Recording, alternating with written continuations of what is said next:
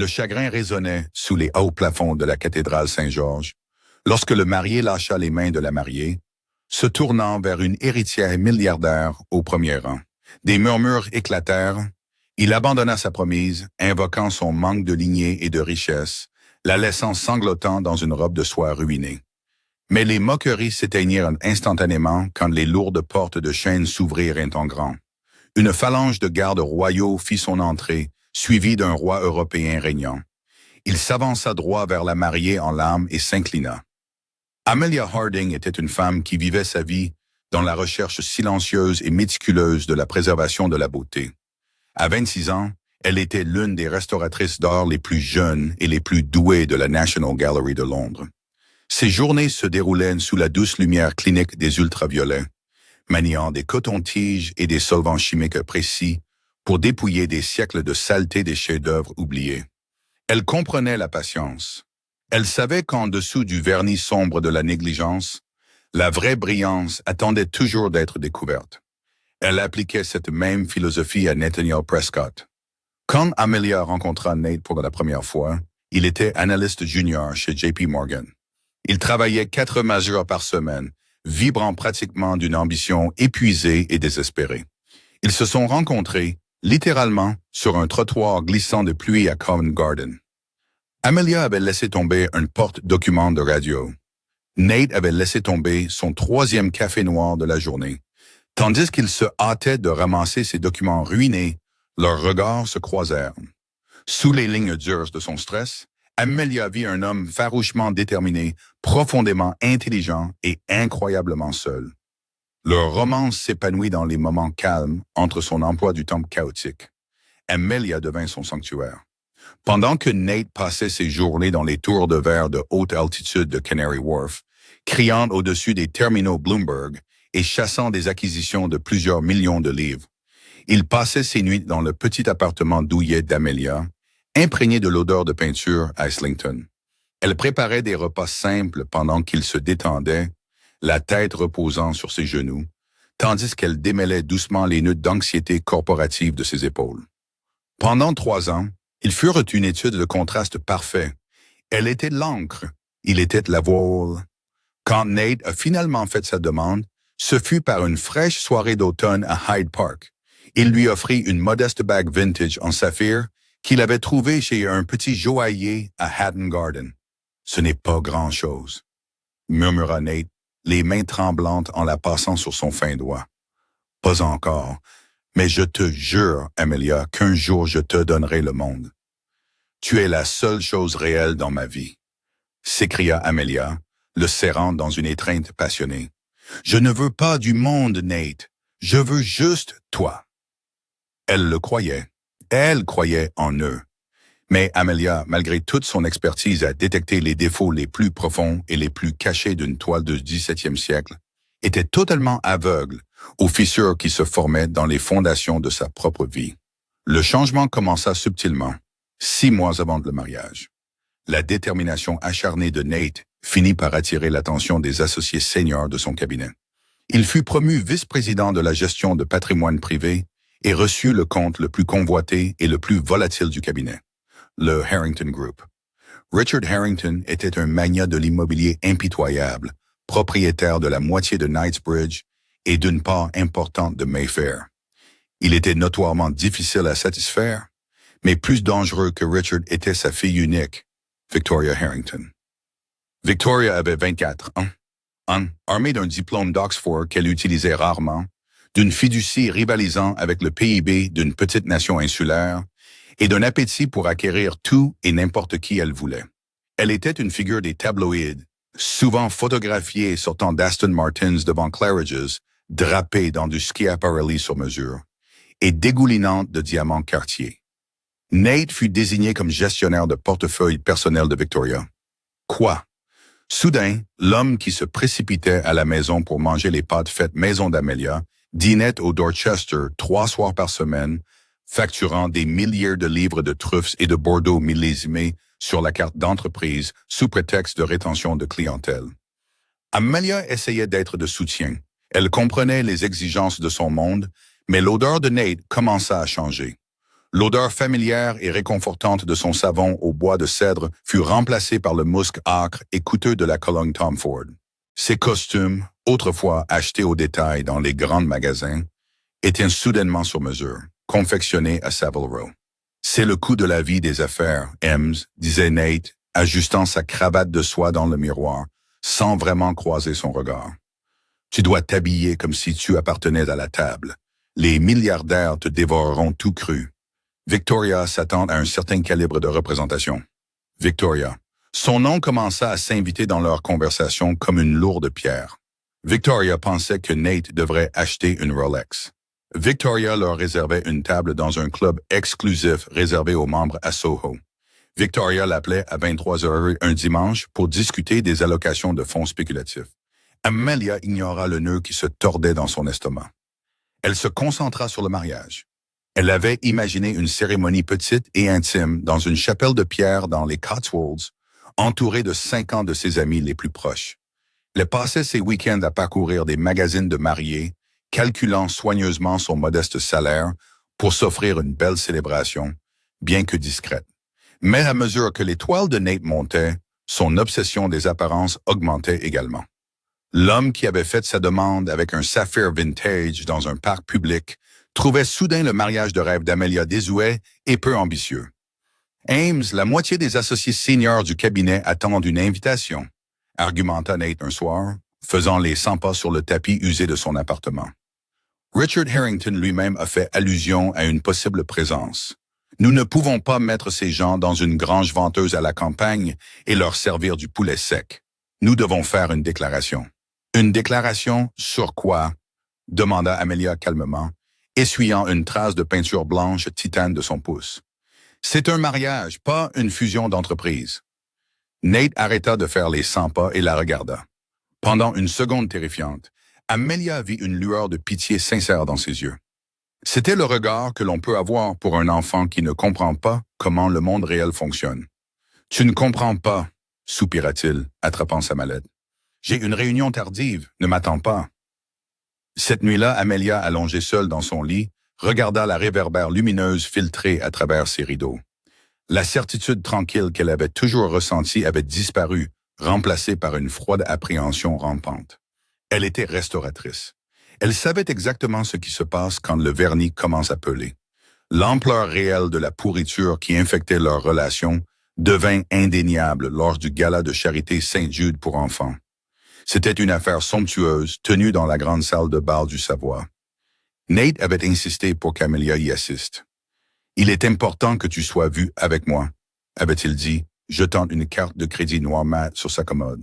« Achète quelque chose de joli, quelque chose qui convienne. » Amelia avait refusé la carte, protégeant farouchement son indépendance. Au lieu de cela, elle loua une superbe robe de soie vert émeraude. Elle était élégante et intemporelle. Quand elle s'est regardée dans le miroir, elle s'est sentie belle. Mais dès qu'elle a pénétré dans la mer scintillante de la salle du Bal-Savoie, elle s'est sentie complètement invisible. Nate lui parlait à peine.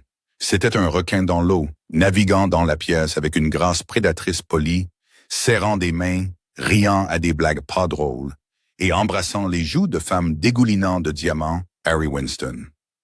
Amelia se tenait près de la sculpture de glace, sirotant un seul verre de champagne, regardant l'homme qu'elle aimait se transformer en étranger. Et puis, la mer de smoking sur mesure s'est écartée et Victoria Harrington est arrivée. Elle portait une robe blanche personnalisée avec un décolleté plongeant qui ne laissait absolument rien à l'imagination, mais réussissait néanmoins à paraître impeccablement aristocratique. Ses cheveux blonds glacés étaient relevés sur une épaule et son regard était vif, calculateur, et entièrement fixé sur Nate. Amelia a vu son estomac se serrer alors que toute la posture de Nate changeait. Il n'a pas seulement salué Victoria, il a gravité vers elle. Il s'est penché bien trop près quand elle a parlé. Il a touché le boss de son dos et en la guidant vers le bar. Il semblait assorti. Deux personnes magnifiques et impitoyables sculptées dans le même marbre froid. Déterminée à ne pas être une plante verte dans sa propre vie, Amelia s'est redressée et s'est approchée. « Nate » a dit doucement Amelia, en touchant son bras. Nate a sursauté. C'était un mouvement microscopique, mais Amelia l'a ressenti.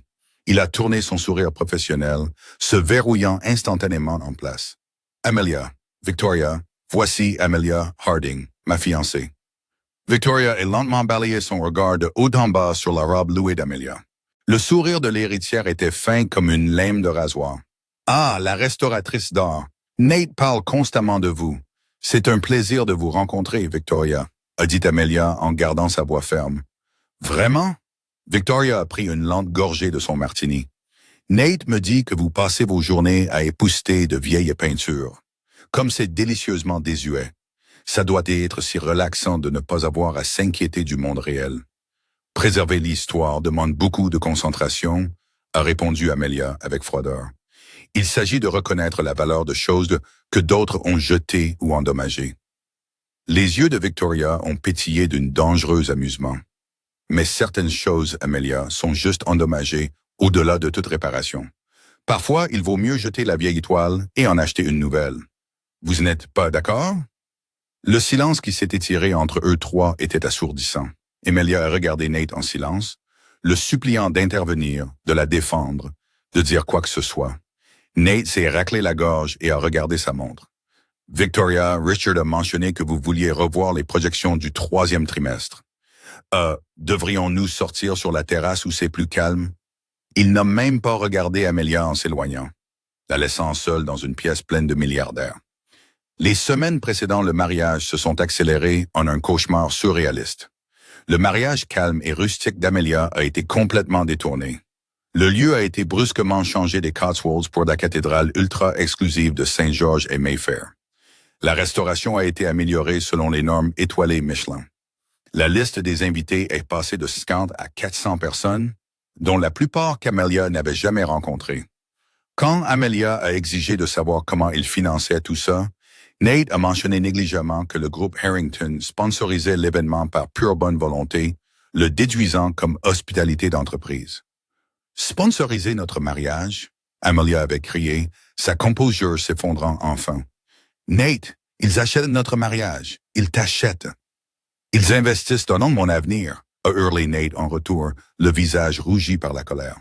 Pourquoi ne peux-tu pas être simplement reconnaissante d'avoir un mariage royal, Amelia, et de ne pas avoir à payer un centime? Arrête de jouer la martyre. Amelia a arrêté de se disputer. Elle s'est repliée sur elle-même, versant toute son anxiété dans la seule chose qu'elle pouvait contrôler, sa robe. Elle avait trouvé une robe vintage en dentelle très abîmée des années 1920 dans une boutique d'antiquités haut de gamme. Pendant 3 mois, elle a passé chaque heure libre à la restaurer méticuleusement, recousant la délicate dentelle de chantilly, remplaçant à la main les perles jaunies. C'était un travail d'amour profond. Elle pensait que si elle pouvait simplement réparer la robe, si elle pouvait simplement arriver à l'hôtel, tout reviendrait à la normale. La folie cesserait. Elle y avait tort. La veille du mariage, Nate n'est pas venu au dîner de répétition. Il lui a envoyé un SMS à 21 heures. Crise critique avec la fusion Harrington. Désolé, Ames, je me rattraperai demain, je promets. Je t'aime. Amelia s'est assise dans la salle à manger privée du Connaught, entourée de sa petite famille et des parents embarrassés de Nate, fixant la chaise vide à côté d'elle. Elle ressentait une profonde lassitude qui lui rongeait les os. Elle l'aimait. Elle avait aimé le garçon sous la pluie, mais elle ne connaissait pas l'homme en costume sur mesure. Elle s'est dit que c'était un juste dîner avant le mariage. Elle s'est dit que demain, devant Dieu et 400 personnes, il la choisirait. Il le fallait. Le matin du mariage était d'un ensoleillement aveuglant, un cruel contraste avec la sombre tempête qui grondait dans la poitrine d'Amelia. Dans la suite nuptiale du Ritz, Amelia se tenait devant un miroir doré. Elle était à couper le souffle. La robe vintage lui allait comme une seconde peau, la dentelle restaurée tombant le long de sa silhouette comme du sucre filé. Ses cheveux sombres étaient relevés en un chignon élégant, maintenu par un simple peigne à perles qui avait appartenu à sa défunte mère. Elle ressemblait à une reine d'une époque révolue. « Tu es parfaite, ma chérie. » Son amie et demoiselle d'honneur, Sarah, a murmuré, essuyant ses propres larmes avec un mouchoir. Amelia a offert un sourire fragile. « J'espère bien, Sarah. J'espère vraiment bien. » Le trajet jusqu'à la cathédrale Saint-Georges s'est passé dans un flou. Lorsque la limousine s'est arrêtée devant les grandioses marches de pierre, Le cœur d'Amelia battait contre ses côtes comme un oiseau piégé. Des paparazzis étaient effectivement groupés près des grilles de fer, un témoignage du grand nombre de titans de la finance de haut profil qui assistaient.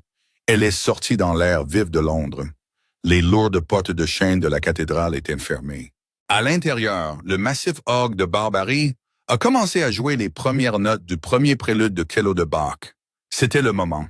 Les portes se sont ouvertes, révélant une allée qui s'étirait comme une rivière écarlate sans fin. La cathédrale était bondée. 400 visages se sont tournés pour la regarder. L'air était épais du parfum de milliers de lys blancs, des fleurs qu'Amelia n'avait pas choisies. Amelia a pris une profonde inspiration, a serré son bouquet et a commencé à marcher. Ses yeux ont immédiatement cherché Nate à l'hôtel. Il se tenait là dans un costume du matin d'une netteté rassoir, ses cheveux parfaitement coiffés. Mais à mesure qu'Amelia s'approchait, son espoir fragile s'est brisé. Nate ne souriait pas, il ne pleurait pas. Son visage était un masque de détermination froide et terrifiante. Il avait l'air pâle, presque malade, mais sa mâchoire était serrée. Et pire encore, il ne la regardait pas. Ses yeux étaient fixés sur le premier rang. Le regard d'Amelia a suivi le sien et son souffle s'est coupé dans sa gorge. Assise sur le tout premier banc du côté de la mariée se trouvait Victoria Harrington. Et Victoria portait du blanc. C'était une robe nuisette en soie élégante, moderne, agressivement belle. C'était une insulte flagrante, une déclaration de guerre visuelle au milieu d'un lieu sacré. Victoria était assise, les jambes croisées, un sourire suffisant et triomphant jouant sur ses lèvres fardées, alors qu'elle soutenait le regard de Nate. Les jambes d'Amelia semblaient de plomb, mais l'élan la porta en avant. Elle atteignit enfin l'hôtel. Elle remit son bouquet à Sarah et s'avança aux côtés de Nate. « Nate », murmura-t-elle, la voix tremblante. « Pourquoi est-elle là? Pourquoi porte-t-elle ça? » Nate ne répondit pas. Il ne tourna même pas la tête pour la regarder. Il gardait les yeux fixés droit devant. Le prêtre, un homme âgé à l'air aimable, s'approcha du pupitre et s'éclaircit la gorge. « Cher bien-aimé, nous sommes réunis aujourd'hui en présence de Dieu et de cette congrégation pour unir cet homme et cette femme en saint mariage. » Les mots traversèrent Amelia comme de l'électricité statique. Quelque chose était horriblement mal. L'air dans la cathédrale semblait suffocant d'électricité, une tension qui fit se dresser les poils de ses bras. Si quelqu'un ici peut alléguer une cause légitime pour laquelle il ne pourrait pas être légalement uni, qu'il parle maintenant ou qu'il se taise à jamais. Le prêtre fit une pause, un silence rhétorique habituel. Nate recula d'un pas. Il lâcha les mains d'Amelia. « Je le peux, » dit Nate. Sa voix résonna dans l'immense cathédrale de pierre, forte et brutalement claire. Un soupir collectif traversa les 400 invités. Le prêtre parut désemparé. Sarah laissa échapper un son étouffé de horreur.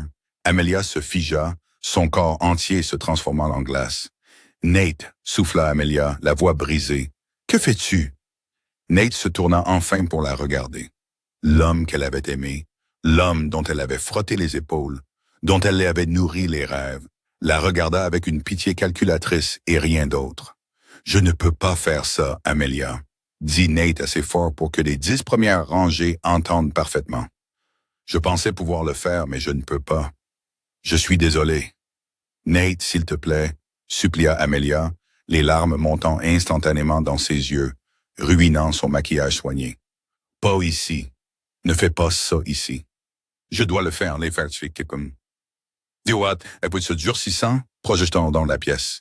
Il se donnait dans le spectacle. Il faisait une déclaration. « J'ai passé les 3 dernières années à prétendre me satisfaire d'une petite vie, mais ce n'est pas le cas. J'ai un héritage à construire, Amelia. J'ai besoin d'un partenaire qui comprend le poids du monde dans lequel j'évolue. Quelqu'un qui peut se tenir à mes côtés dans une salle de réunion, pas quelqu'un qui est poussette de vieilles peintures. » La cruauté des mots frappa Amelia comme des coups physiques. La congrégation était silencieuse, suspendue à chaque syllabe horrible. « L'amour ne paie pas le prêt hypothécaire d'un empire, Amelia. » Continua Nate, ses yeux s'éloignant de son visage dévasté pour atterrir sur la première rangée. « Et je ne peux pas m'attacher à un navire en perdition juste par culpabilité. » Nate descendit de l'hôtel. Il se dirigea droit vers le premier banc. Victoria Harrington se leva, sa robe blanche captant la lumière du vitrail. Elle ne regarda pas Amelia. Elle lui tendit simplement la main. Nate l'a pris. Je suis désolé, Amelia, jeta Nate par-dessus son épaule, mais elle ne peut pas me donner le monde. Ensemble, Nate et Victoria tournèrent le dos à l'hôtel et commencèrent à redescendre l'allée. La panique éclata. Les invités commencèrent à murmurer frénétiquement. La mère de Nate enfouit son visage dans ses mains. Les flashs des appareils photo depuis l'entrée partirent comme des éclairs. Amelia resta figée sur l'autel. L'humiliation était absolue, un poids écrasant et suffocant qui la jeta à genoux. Elle s'effondra sur le sol de marbre, la dentelle vintage de sa robe méticuleusement restaurée s'étalant autour d'elle comme un nuage brisé. Elle ne pouvait pas respirer. Le son de ses propres sanglots résonna dans les hautes voûtes du plafond, un son pathétique et blessé qu'elle ne pouvait pas arrêter. Sa vie était terminée. Elle était un spectacle public, une relique jetée, abandonnée devant l'élite de Londres. Mais alors que les lourdes portes en chêne à l'arrière de la cathédrale commençaient à se refermer derrière le couple qui partait, le bruit agonisant de la foule fut soudainement réduit au silence. Un fracas sourdissant et rythmique résonna de l'extérieur. Le son de lourdes bottes de combat frappant les marches de pierre en parfaite et terrifiante unisson. Les lourdes portes en chêne ne s'ouvrirent pas simplement. Elles furent violemment jetées en arrière sur leurs gonds de fer, claquant contre les murs de pierre avec un son semblable à celui d'un coup de feu. La congrégation haleta, tombant dans un silence stupéfait et sans souffle. Debout sur le seuil se tenaient 12 hommes en uniforme militaire d'un bleu nuit immaculé, lourdement décorés de broderies dorées et de médailles d'argent. Ils n'étaient pas britanniques. Ils portaient des sabres d'apparat, et leurs visages étaient sculptés dans la pierre. Ils défilèrent dans la cathédrale en une double colonne impeccable. Le claquement sec de leurs bottes résonnant comme un conte à rebours. Ils formèrent un corridor descendant l'allée centrale, forçant violemment les invités restants et un Nate et Victoria stupéfaits, qui n'avaient pas encore franchi la porte, à se mettre sur les côtés.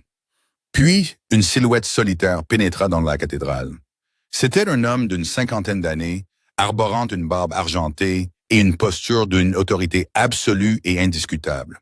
Il portait un costume anthracite sur mesure, mais drapé sur ses larges épaules se trouvait un lourd manteau de velours de nuit, épinglé d'une crête de diamant qui faisait passer la richesse des Harrington pour de l'argent de poche. C'était la crête de la maison royale de Valdonia. C'était le roi Léopold. Les murmures d'un père la pièce mourut complètement. Même l'air semblait cesser de bouger. Le roi ne regarda pas les milliardaires. Il ne regarda pas les banquiers d'investissement. Il marcha droit dans l'allée, ses yeux fixés entièrement sur la fille brisée qui pleurait, effondrée sur le sol de marbre. Il atteignit l'autel. Il resta au-dessus d'Amelia pendant un long moment lourd. Et puis, le souverain régnant d'une nation européenne fit de l'impensable. Il se mit à genoux, plaça sa main sur son cœur et inclina la tête vers la mariée. Le silence à l'intérieur de la cathédrale Saint-Georges n'était plus seulement silencieux. C'était un poids physique, un vide qui aspirait le souffle des poumons de chaque milliardaire, mondain et banquier dans les bancs. Le roi Léopold de Valdonia, un monarque dont le fonds souverain commandait des trillions d'actifs européens, resta à genoux sur le sol de marbre froid. Amelia arrêta de pleurer. Le choc était si profond, si complètement hors de la réalité, que ses larmes cessèrent simplement.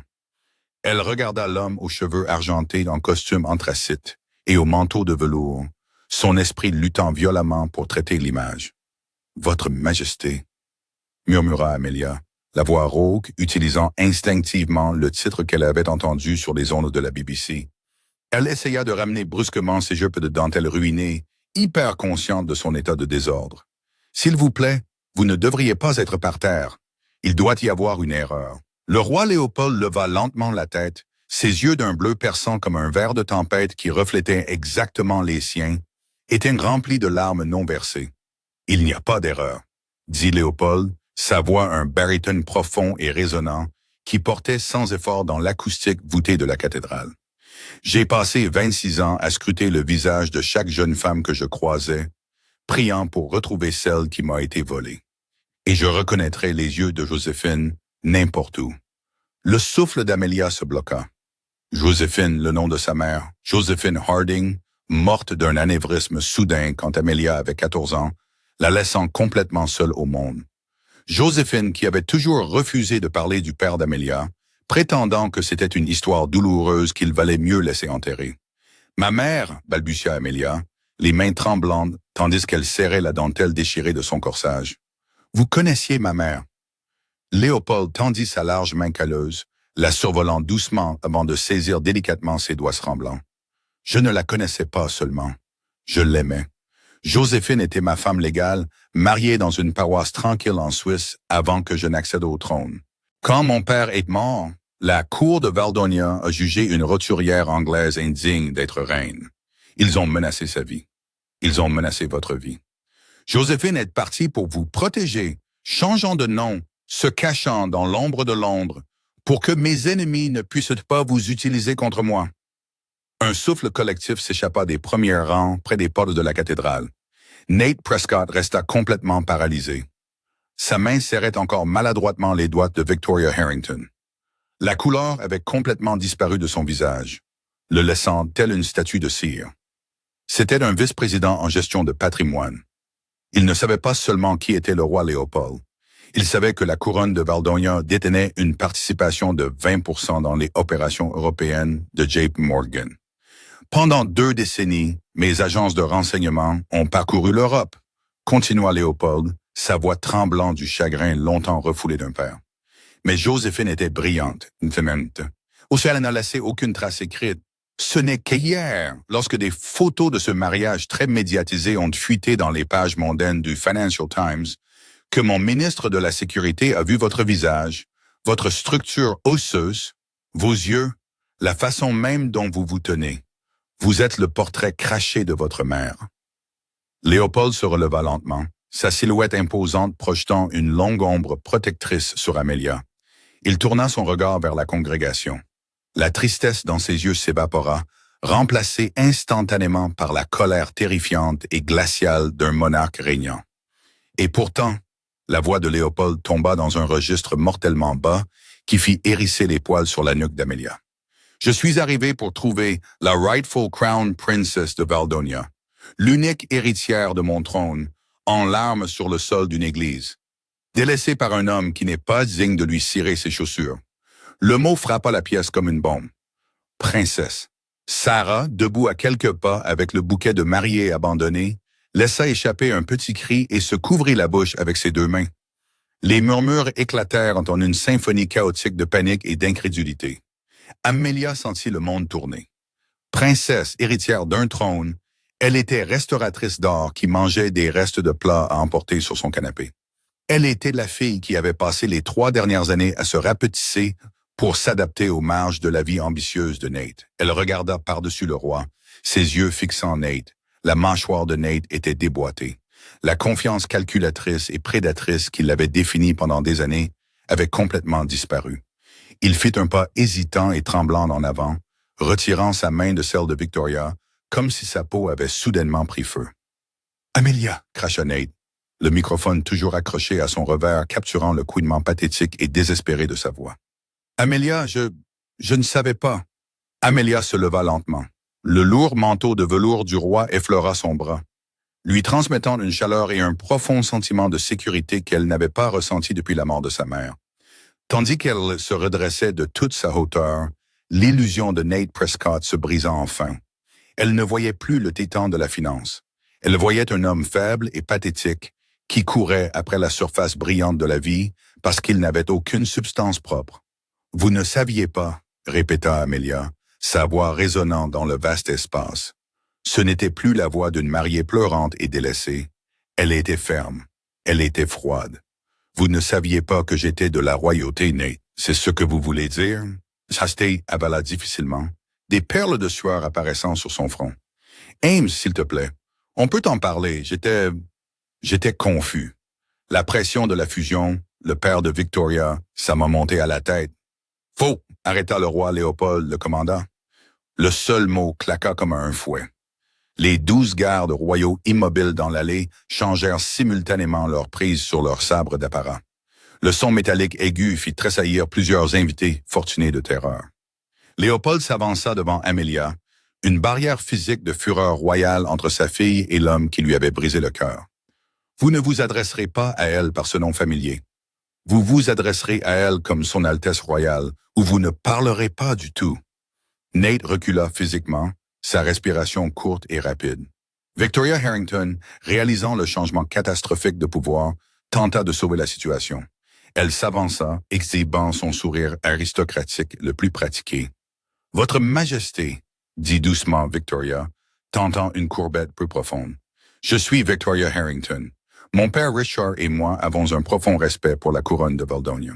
Je vous assure que ce n'est qu'un simple malentendu personnel entre deux personnes qui ne sont pas faites l'une pour l'autre. » Nate a simplement réalisé que son avenir s'alignait mieux avec le Harrington Group.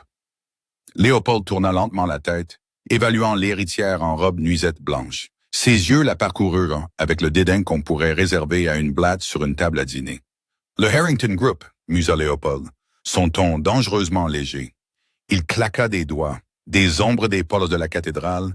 Un homme au look impeccable avec une maillette en cuir s'avança. C'était Henrik, le chancelier de l'échiquier valdonien.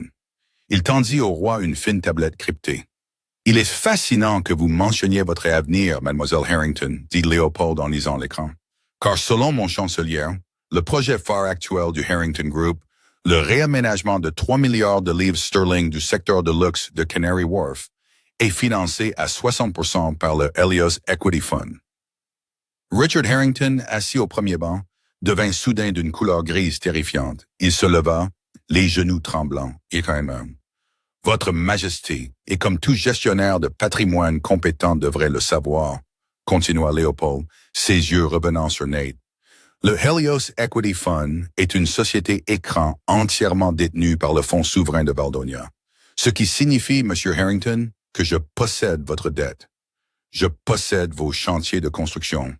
Je possède votre héritage. » Le sourire suffisant de Victoria disparut, remplacé par une expression d'horreur pure et non dissimulée. Elle regarda son père qui se tenait soudain la poitrine, cherchant désespérément son médicament pour l'angine de poitrine. « Henrik, » dit calmement Léopold, rendant la tablette à son chancelier. « Oui, Votre Majesté. Liquidez les participations de Helios dans le Harrington Group. Appelez tous les prêtres immédiatement. Déclenchez les clauses de défaut.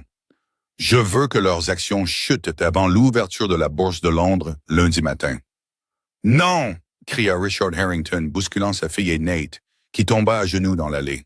« Je vous en prie, Votre Majesté, cela va ruiner ma famille. Cela détruira tout ce que nous avons bâti. Vous êtes resté là, dit Léopold, la voix dénuée de toute pitié, et vous avez laissé votre fille porter du blanc au mariage d'une autre femme. Vous avez laissé ce garçon humilier ma chair et mon sang dans une maison de Dieu. Vous pensiez être intouchable à cause de votre richesse. Aujourd'hui, vous apprendrez ce qu'est le vrai pouvoir. » Nate regarda avec une horreur absolue le milliardaire à qui il avait vendu son âme se réduire à un tas de larmes sur le sol de la cathédrale. La réalité de ce qu'il avait fait s'abattit sur lui avec la force d'une avalanche. Il n'avait pas seulement jeté une bonne femme. Il avait jeté un royaume littéral et, ce faisant, détruit l'empire même qu'il avait trahi pour rejoindre. Nate regarda Amelia, les larmes coulant sur son visage. « Amelia, pardonne-moi. Je t'aime. J'étais un idiot. Je ferais n'importe quoi. »« S'il te plaît, dis-lui d'arrêter. » Amelia sortit de derrière son père. Elle regarda Nate, absorbant son costume Savile Row sur mesure, sa montre coûteuse, son visage terrifié et rougi par les larmes. Pendant 3 ans, elle avait méticuleusement réparé les fissures en lui. Vous savez, mais en tant que restauratrice experte, elle connaissait la vérité ultime de son métier. Certaines choses sont si fondamentalement pourries à la base que nulle quantité d'or ne peut les tenir ensemble. Quand vous m'avez laissé à l'hôtel il y a 10 minutes, dit Amelia, la voix portant une grâce calme et dévastatrice, vous m'avez dit que vous aviez besoin d'un partenaire qui pourrait vous donner le monde. Elle fit un geste gracieux vers le milliardaire en larmes au sol, l'héritière terrifiée et la cathédrale remplie d'élites choquées. « C'est votre monde, Nate, dit Amelia doucement. Oh, profitez-en. L'air dans la cathédrale Saint-Georges était complètement toxique de peur et d'ambition ruinée, alors qu'Amelia tournait le dos à Nathaniel Prescott. « Nous partons, » annonça le roi Léopold. Il lui offrit son bras. Elle posa sa main sur sa manche de velours, s'ancrant à la force solide et inflexible d'un père qu'elle venait de rencontrer. Alors qu'il redescendait l'allée recouverte de tapis cramoisis, les gardes royaux bougèrent en parfaite synchronisation, les encadrant dans un bouclier de bleu nuit et d'argent. Les 400 invités, qui murmuraient auparavant leur commérage malveillant, s'écartèrent comme la mer Rouge. Ils inclinèrent la tête. Certaines femmes, terrifiées de capter la colère du roi, tentèrent dans des révérences maladroites et tremblantes alors qu'Amelia passait. C'était un renversement surréaliste et enivrant. Amelia garda le menton haut, les yeux fixés sur les lourdes portes en chêne. Elle ne regarda pas les visages pitoyables des collègues de Nate. Elle ne regarda pas Victoria, qui criait maintenant hystériquement à son père de faire quelque chose. Elle sortit simplement du cauchemar et entra dans le soleil éblouissant de Londres. La scène à l'extérieur de la cathédrale était stupéfiante. La rue Saint-Georges avait été complètement bouclée. Une flotte de 6 Rolls-Royce Phantom noirs blindés tournait sur les pavés, flanqués d'officiers de police métropolitaine, réquisitionnés par le protocole royal pour sécuriser le périmètre. Les paparazzis, retenus par des barricades en acier, devinrent absolument fous lorsque le roi émergea avec la mariée à son bras. Les obturateurs des appareils photo cliquèrent dans une vague stroboscopique aveuglante. Un garde ouvrit vivement la porte arrière du fantôme de tête. Léopold guida doucement Amelia à l'intérieur, la dentelle ruinée de sa robe vintage débordant sur les sièges en cuir crème moelleux. Le roi s'assit à côté d'elle, la lourde porte se claqua, étouffant instantanément les cris chaotiques de la presse. Le fantôme s'éloigna en douceur du trottoir, laissant les ruines du mariage et la vie de Nate Prescott dans son rétroviseur. À l'intérieur de la cabine silencieuse à température contrôlée, l'adrénaline qui avait maintenu Amelia debout commença enfin à s'estomper. Ses épaules s'affaissèrent et une nouvelle vague d'épuisement la frappa avec la force d'un coup physique. Elle baissa les yeux sur ses mains encore tremblantes, encore nues, où une bague vintage en saphir était censée être. Léopold tenda la main vers un compartiment intégré et versa un verre d'eau d'une carafe en cristal, le lui tendant. « Bois », commanda-t-il doucement, l'arrogance du monarque entièrement remplacée par le ton doux d'un parent. Amelia prit une gorgée, l'eau la calma, elle regarda l'homme à côté d'elle.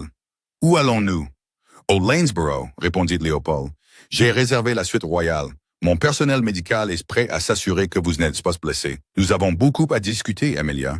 Toute votre vie est sur le point de changer, et je ne vous submergerai pas plus que je ne l'ai déjà fait. » Amelia laissa échapper un rire haletant et creux. « Ma vie a changé au moment où il a lâché ma main à l'autel. Tout ce qui a suivi, c'est comme une hallucination. Êtes-vous vraiment mon père? » Léopold sourit, une expression triste et profondément aimante qui fissura le masque royal de son visage. « Je le suis, » s'éclaircit la gorge. « Votre mère était le plus grand amour de ma vie. Quand elle a disparu avec vous, cela m'a brisé. J'ai passé des décennies enfermé dans un mariage politique sans amour, sans produire d'autres héritiers, attendant le jour où mon réseau de renseignements vous retrouverait. Et quand ils l'ont finalement fait, quand j'ai vu le dossier hier matin. » La mâchoire de Léopold se serra. « J'ai lu les vérifications d'antécédents, Amelia. J'ai lu sur Nathaniel Prescott. J'ai lu sur son ascension soudaine chez JP Morgan, sa relation avec la fille Harrington. Je savais ce qu'il allait vous faire avant même qu'il n'ouvre la bouche à cet hôtel. J'ai réquisitionné un jet privé de Genève à Heathrow. J'avais l'intention d'arrêter le mariage avant qu'il ne commence. Mais le trafic londonien a retardé mon cortège. » Il tendit la main et écarta doucement une mèche de cheveux sombres derrière l'oreille d'Amelia. « Je suis tellement désolé de ne pas avoir été là pour l'empêcher de vous briser le cœur. » Amelia se pencha à son contact, les yeux fermés. « Je suis content que vous ayez été en retard. » Léopold sembla surpris. « Content? Si vous aviez arrêté le mariage avant qu'il ne commence, je me serais toujours interrogé. » Amelia murmura, ouvrant les yeux. « Je me serais demandé si Nate m'aimait vraiment. Si je l'avais juste perdu par les circonstances, mais parce que vous étiez en retard. J'ai pu voir exactement qui il est. J'ai pu voir la vérité, et la vérité est la seule chose sur laquelle on peut construire une vraie vie. » Léopold regarda sa fille, une fierté profonde et indéniable gonflant sa poitrine. « Tu as la résilience de ta mère, mais tu as mon acier. » Au moment où le cortège arriva à l'hôtel Lanesborough sur Hyde Park Corner, le monde avait complètement explosé. La vidéo virale du roi Léopold de Valdonia prenant d'assaut une cathédrale de Mayfair et s'inclinant devant une mariée abandonnée dominait complètement les cycles d'actualité mondiale. Elle était en tête des classements sur toutes les plateformes de médias sociaux. Le hashtag #TheDiscardedPrincess générait des millions de publications par heure. Mais Amelia était isolée du chaos numérique. À l'intérieur de la suite royale, somptueuse et spacieuse, dotée d'antiquités de l'époque Régence, de vues panoramiques sur le parc et d'un bataillon de personnel discret de Valdonie, la guérison commença. Une styliste royale, une douce Française nommée Viviane, fut présentée à Amelia. Viviane ne parla pas du mariage. Elle se contenta de faire couler un bain chaud infusé de lavande et d'eucalyptus, d'aider Amelia à ôter sa lourde robe de dentelle ruinée et l'enveloppa doucement dans un peignoir de soie. Quand Amelia entra dans le salon privé de la suite, son maquillage était parti, ses cheveux défaits, et elle se sentait plus propre, plus légère. Le poids oppressant et suffocant des attenances de Nate avait disparu, emporté par le courant avec les restes de sa façade nuptiale. Le roi Léopold l'attendait, assis à une table de salle à manger en acajou dressée, avec un assortiment impressionnant de nourriture, de scones fraîchement sortis du four, de crème caillée, de délicates petites sandwichs et de thé Earl Grey fumant. Il était en train de consulter des documents avec le chancelier Henrik, mais congédia l'homme dès qu'Amelia entra. « Assieds-toi, s'il te plaît », dit Léopold en lui tirant une chaise. « Il faut que tu manges. » Pendant les 2 heures suivantes, tandis que le soleil se couchait sur Hyde Park, le roi dévoila la vérité sur son existence. Il lui montra des photographies de sa mère, Joséphine, debout, main dans la main, avec un jeune Léopold souriant dans les Alpes suisses. Il expliqua la structure politique complexe de la Valdonie, une riche nation européenne neutre nichée entre les montagnes et la mer. Il expliqua qu'en tant que son unique enfant légitime, elle était désormais la princesse héritière. « Tu n'as pas à assumer immédiatement les devoirs », l'assura Léopold, voyant la légère panique dans ses yeux. « Tu as vécu une vie tranquille. Je ne te traînerai pas sous les feux de la rampe de la monarchie sans ton consentement. Mais tu es une royale, Amelia. Tu auras une escorte de sécurité. Tu auras un domaine. Tu n'auras plus jamais à te soucier d'un prêt hypothécaire, d'un emploi ou d'un homme qui te considère comme un fardeau. » Amelia baissa les yeux sur sa tasse de thé. « J'aime mon travail, je restaure de l'art, je prends des choses brisées et je les rends entières. Je ne veux pas perdre qui je suis juste parce que j'ai soudainement un titre. Tu ne perdras jamais qui tu es, » promit férocement Léopold. En fait, la Valdonie possède l'une des archives d'art royal les plus vastes et les plus négligées d'Europe. Des centaines de toiles de la Renaissance attendent dans des voûtes obscures quelqu'un avec la patience et le talent nécessaires pour leur redonner vie. Si tu souhaites restaurer de l'art, ma fille, tu auras toute une histoire de royaume à préserver. Pour la première fois de la journée, un sourire authentique et radieux illumina le visage d'Amelia. C'était le sourire d'une femme qui avait enfin trouvé sa place dans le monde. Pendant ce temps, à 5 kilomètres de là, dans les bureaux stériles aux murs de verre de Canary Wharf, Nathaniel Prescott vivait un type de restauration très différent.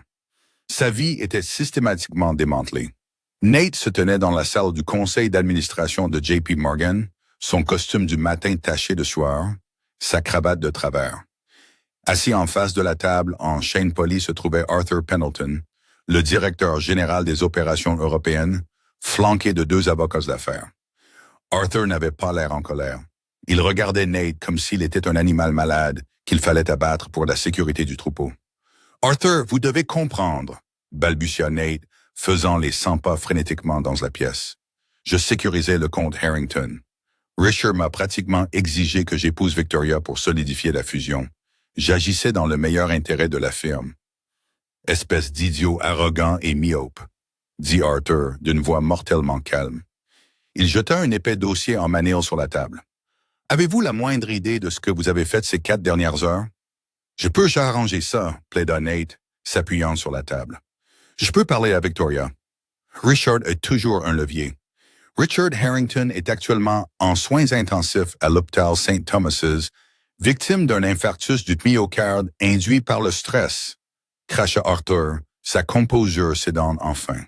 Et son entreprise est officiellement insolvable. Le Fonds souverain de Valdoni a retiré son soutien de 3 milliards de livres sterling il y a 1 heure.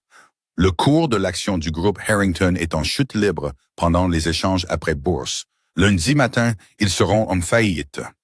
Nate sentit son estomac lui tomber dans les chaussures. En faillite? Et ça, continua Arthur impitoyablement, n'est que votre deuxième plus grande catastrophe de la journée. Votre plus grande catastrophe est que vous avez publiquement humilié le seul héritier du trône de Valdoni devant 400 personnes.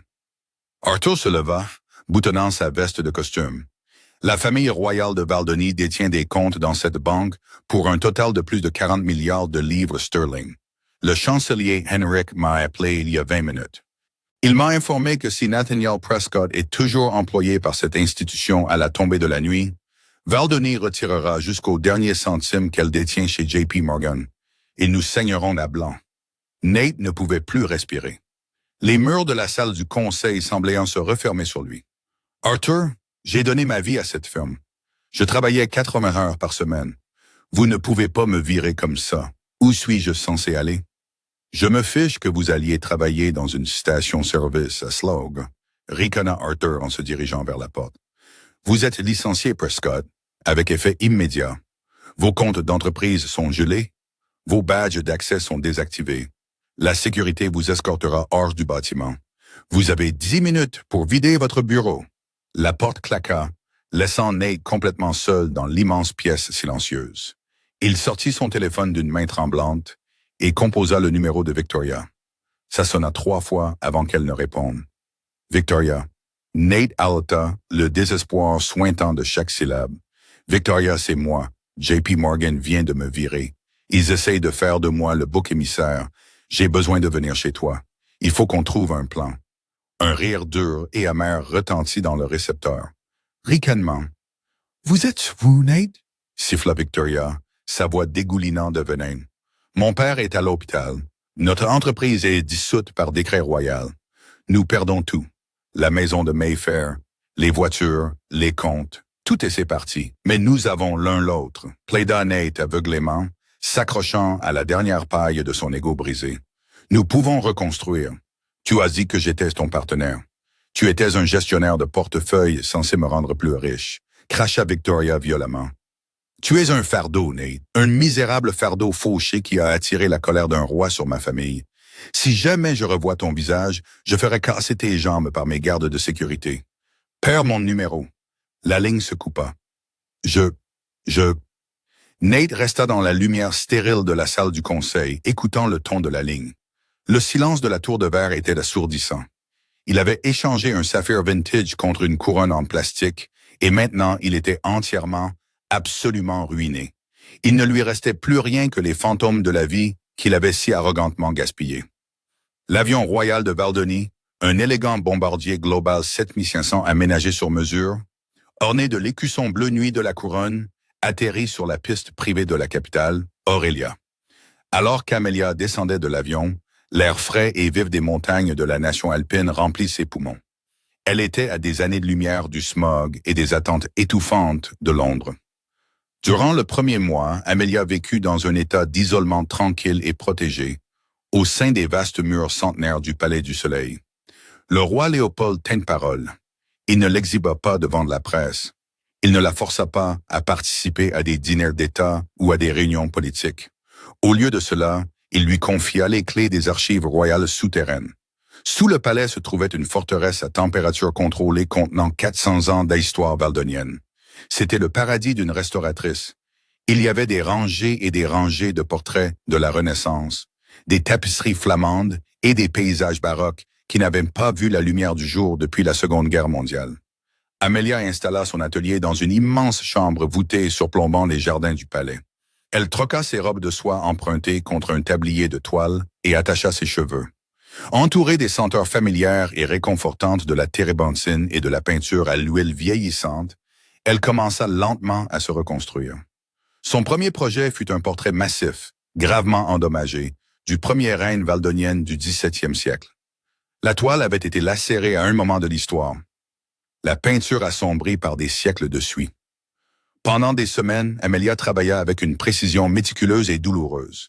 Elle utilisa des tampons microscopiques pour enlever la crasse, retissant patiemment les fils déchirés de la toile et accordant les pigments originaux avec l'œil d'un maître. En réparant la reine brisée, Amelia se réparait elle-même. Le traumatisme de la cathédrale, la piqûre humiliante de la trahison de Nate, commença à s'effriter comme un vernis bon marché jauni. Elle réalisa qu'elle avait passé toute sa vie d'adulte à se faire petite pour que Nathaniel Prescott puisse se sentir grand. Elle avait accepté des miettes d'affection, les confondant avec un festin. Mais alors que les couleurs brillantes et lumineuses du tableau historique émergeaient enfin sous ses mains, s'éclaircit la gorge. Amelia reconnut sa propre valeur intrinsèque. Elle n'était pas un personnage secondaire dans la tragédie d'un gestionnaire de fonds spéculatifs. Elle était Amelia Harding. Elle était la princesse héritière de Valdonie. 6 mois après le mariage désastreux qui a fait le tour du monde, le palais valdonien annonça l'investiture officielle de la princesse héritière. Il devait s'agir d'une diffusion mondiale, d'un gala éblouissant dans la grande salle de bal du Palais du Soleil, auquel assisterait la noblesse européenne, des chefs d'État et des titans de l'industrie. Quand Amelia descendit enfin le grand escalier de marbre, toute la salle de bal tomba dans un silence stupéfait, sans souffle. Elle ne ressemblait pas à la jeune fille en larmes, abandonnée sur le sol de la cathédrale Saint-Georges. Elle portait une robe de velours bleu nuit profond sur mesure, la couleur officielle de sa maison royale, qui épousait sa taille et cascadait jusqu'au sol. Épinglé sur sa poitrine se trouvait le ruban de l'ordre de Valdonie. Mais c'étaient les bijoux qui coupèrent réellement le souffle de la pièce. Posée sur ses cheveux sombres se trouvait la tiare étoile de Valdonie, un héritage inestimable de diamants aveuglants et impeccables, porté pour la dernière fois par sa mère, Joséphine. Le roi Léopold se tenait au bas des escaliers, les yeux brillants de larmes non versées de fierté absolue. Il lui tendit la main. « Tu lui ressembles exactement », murmura Léopold en lui embrassant la joue. « Tu es magnifique. » Amelia sourit, sa posture parfaite. Son regard était stable et serein. « Je suis prête, père. » Les photographies de l'investiture inondèrent le monde. Amelia fit la couverture de Vogue Tatler et du magazine Time.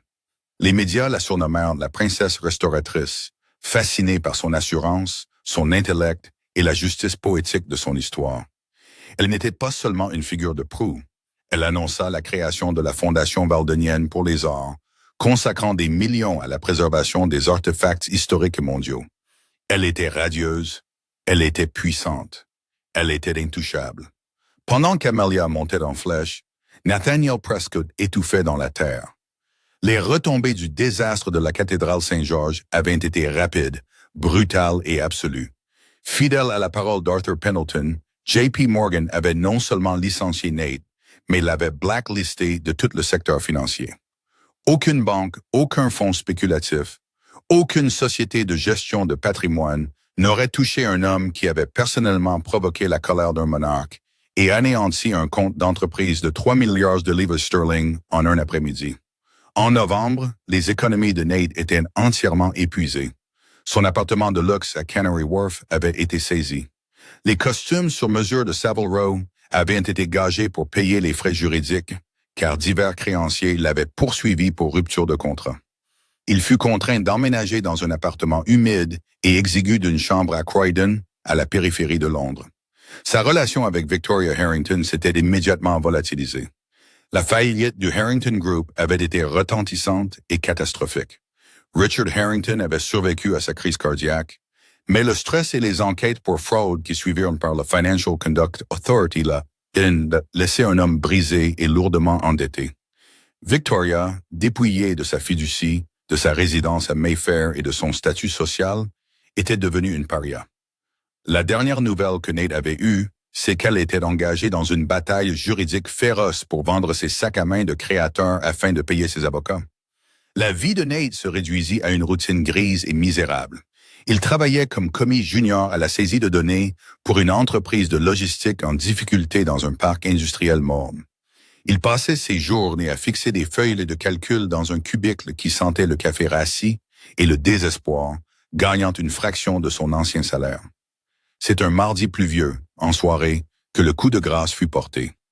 Nate était assis seul dans un pub miteux près de la gare d'East Croydon, sirotant une bière tiède et bon marché.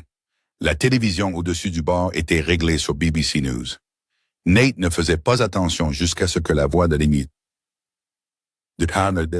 l'animateur coupe le murmure bas du pub. Et dans l'actualité culturelle ce soir, un retour triomphal à Londres pour Son Altesse Royale, la princesse héritière Amelia de Valdonie.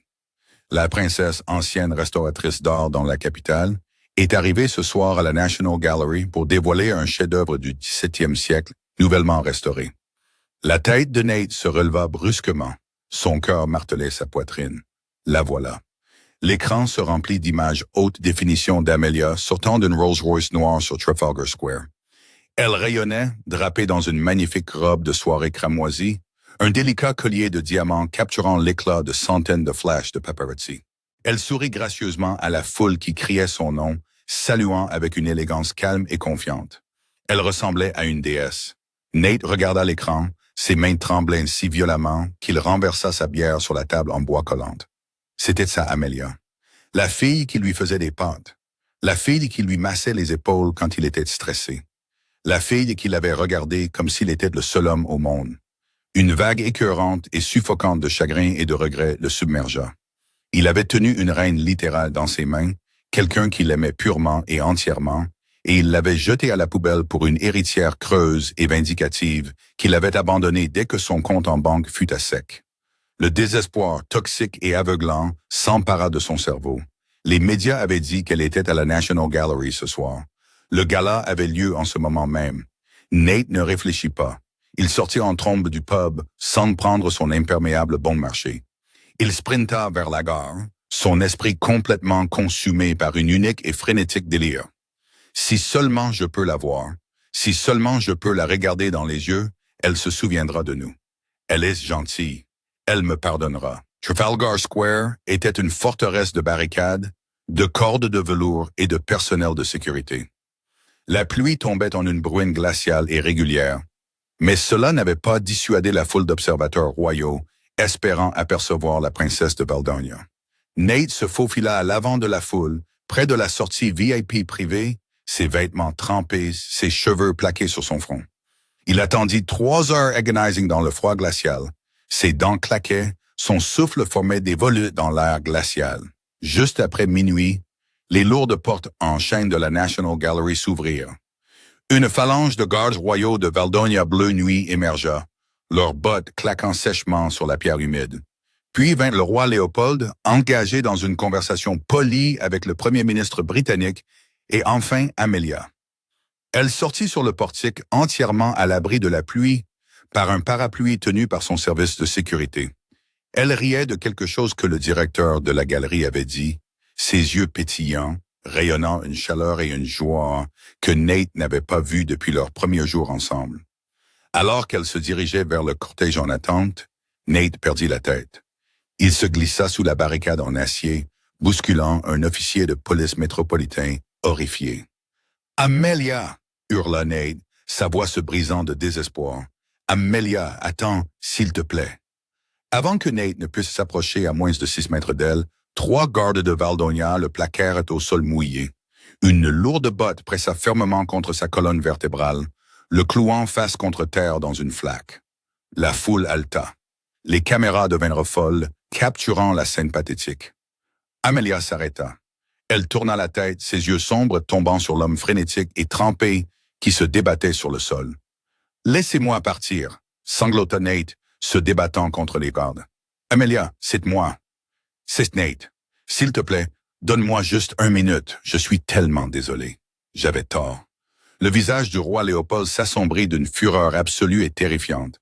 Il fit un pas en avant, prêt à ordonner que l'homme soit jeté dans la Tamise. Mais Amelia posa doucement une main sur le bras de son père.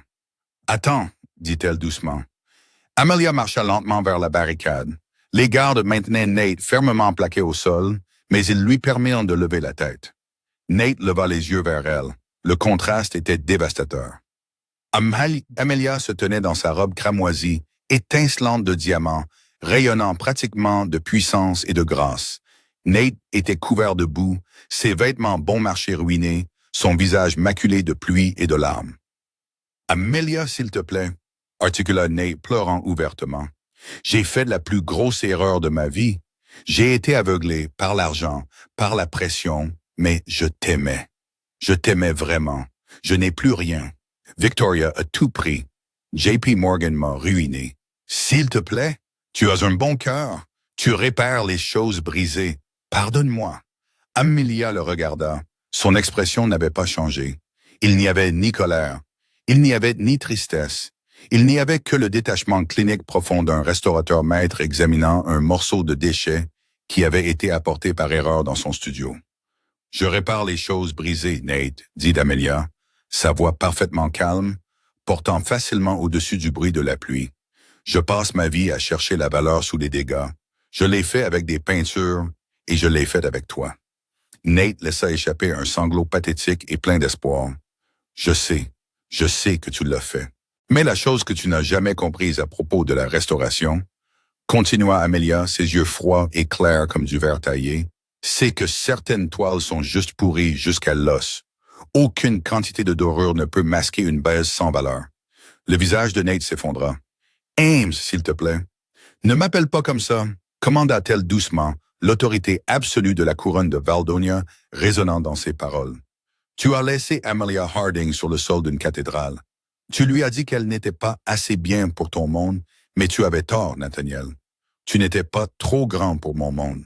Tu étais juste trop petit pour lui. » Elle regarda le capitaine de sa garde. « Libérez-le. Il n'en vaut pas la peine pour la paperasse. » Le garde recula, libérant Nate. Il resta à genoux dans la boue, absolument paralysé par la finalité absolue de ses mots. Amelia lui tourna le dos. Elle ne regarda pas par-dessus son épaule en se dirigeant gracieusement vers la Rolls-Royce qui attendait. Le roi Léopold lui offrit un sourire fier et farouche alors qu'il l'aidait à monter. La lourde porte se referma avec un bruit sourd et définitif, coupant les sanglots pathétiques de Nate alors que le cortège s'éloignait dans la nuit pluvieuse de Londres. Nathaniel Prescott resta à genoux dans le caniveau, entouré des flashs des appareils photo des paparazzi, complètement consumé par les ombres, tandis que la femme qu'il avait discardée s'envolait pour régner sur la lumière. Amelia prouva que ta vraie valeur n'est jamais définie par les gens qui sont trop aveugles pour la voir. Nate poursuivit un empire contrefait et perdit un chef-d'œuvre inestimable, finissant exactement là où il devait être, dans le caniveau.